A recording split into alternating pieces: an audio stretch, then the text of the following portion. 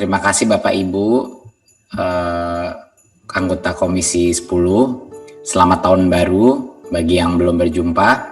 Ini sekedar mengingatkan sekali lagi bahwa asesmen nasional itu sama sekali berbeda, sama sekali tidak sama dengan ujian nasional dari sisi fungsi dan substansinya. Dan hasil atau dampak yang diharapkan ini bahwa AN ini sama sekali bukan evaluasi individu siswa dan tidak ada konsekuensi untuk siswa sama sekali, ya, dan tidak menambah beban siswa sama sekali di kelas-kelas tersebut, dan tidak digunakan juga untuk PBDB. Berarti tidak ada konsekuensi kepada individu siswa sama sekali, dan evaluasi ini adalah berorientasi kepada perbaikan. Jadi ini untuk informasi bagi kepala sekolah dan guru-guru di mana saja level numerasi, literasi, dan juga level nilai-nilai Pancasila yang ada di sekolahnya dia, dari murid-muridnya maupun juga guru-gurunya.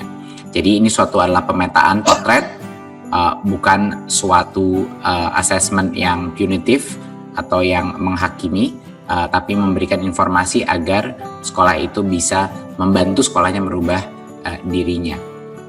Berikut.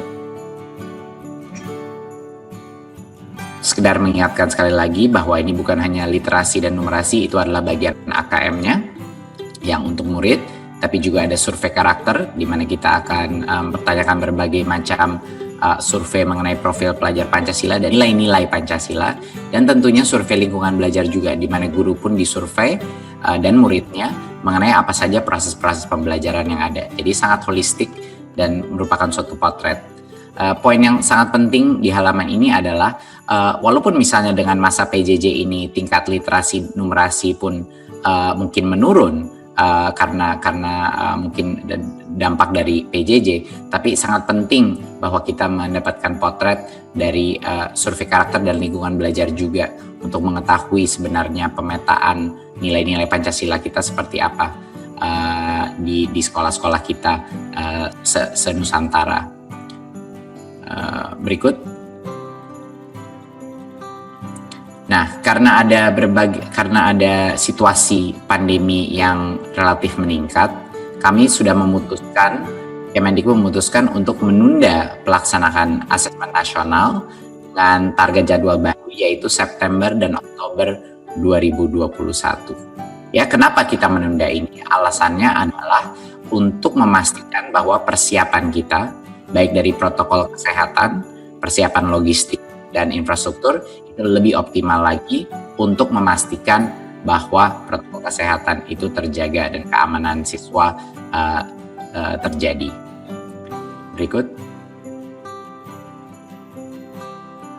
Jadi ini adalah jadwal kita, ya, kepada AN. Saya nggak akan masuk kepada detailnya, tetapi pengembangan AN ini dilaksanakan oleh Pusat Asesmen dan Pembelajaran dan yang punya pengalaman sangat dalam mengelola asesmen terstandar dalam skala nasional. Secara logistik hampir sama seperti UN pelaksanaannya, dan pengembangan teknisnya AN ini dilakukan oleh berbagai macam pakar-pakar nasional dan internasional dengan latar belakang peneliti dan akademisi. Ya, tapi kita telah memutuskan untuk menunda ya agar persiapan baik dari sisi akselerasi vaksin harapannya sudah lebih mendalam, tapi juga untuk memastikan protokol kesehatan itu masih terjaga dan persiapan cukup waktu untuk melaksanakan itu. Berikut. Ya, seperti ini jenjangnya September dan Oktober yang kita lakukan. Satu hal yang sangat penting Bapak Ibu anggota komisi adalah kalau kita tidak melakukan asesmen nasional di tahun 2021, dampaknya akan sangat dramatis. Karena bagi Bapak Ibu Komisi 10 yang selalu concern mengenai apa dampak misalnya dari pandemi ini terhadap learning outcome dan seberapa besar mungkin loss yang dihadapi dan mana, itu semuanya tidak akan terlihat. Kita sudah tidak ada ujian dalam skala nasional pun di 2020 karena pandemi, dan 2021 pun kalau misalnya tidak dilaksanakan kita tidak akan punya data point baseline-nya. Artinya kita tidak akan bisa mengetahui mana sekolah-sekolah atau daerah-daerah yang paling tertinggal. Dan kalau kita tidak bisa mengetahui mana sekolah-sekolah yang paling tertinggal, kita tidak bisa membuat strategi penganggaran, strategi bantuan untuk sekolah-sekolah yang paling membutuhkan bantuan kita. Inilah alasan terpenting harus ada baseline terhadap asesmen nasional di tahun 2021. Ya, dan kita bisa melihat perbandingannya dengan nanti 2022, apakah ada peningkatan, apakah stagnan, tapi paling tidak concern utama Kemendikbud dan Komisi 10 adalah untuk mengetahui, karena pada saat ini kita tidak punya datanya, mengetahui mana sekolah-sekolah, mana daerah-daerah yang paling butuh bantuan dari Pemda dan dari pemerintah pusat, dari sisi anggaran, dari sisi bantuan pelatihan, dari sisi berbagai macam dukungan yang dibutuhkan bagi yang mungkin paling tertinggal. Dan kita akan mengetahui itu dengan adanya asesmen nasional.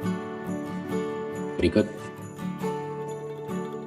Ya, ini sekedar mengingatkan lagi bahwa tidak ada persiapan khusus yang harus dilakukan siapapun di dalam sistem pendidikan. Artinya tidak ada persiapan dari siswa yang dibutuhkan, seperti yang saya sudah jelaskan sekali lagi, dan harap ini bisa dikomunikasikan di konstituensi Komisi 10 bahwa tidak ada gunanya untuk bayar-bayar bimbel untuk AKM karena tidak ada dampaknya kepada kelanjutan pendidikan muridnya, ya, PBDB maupun angka maupun rapot tidak ada dampaknya. Bagi guru pun ini hanya membantu memberikan visibilitas kepada gurunya untuk bisa memperbaiki dirinya, dan juga sama untuk sekolahnya, ya.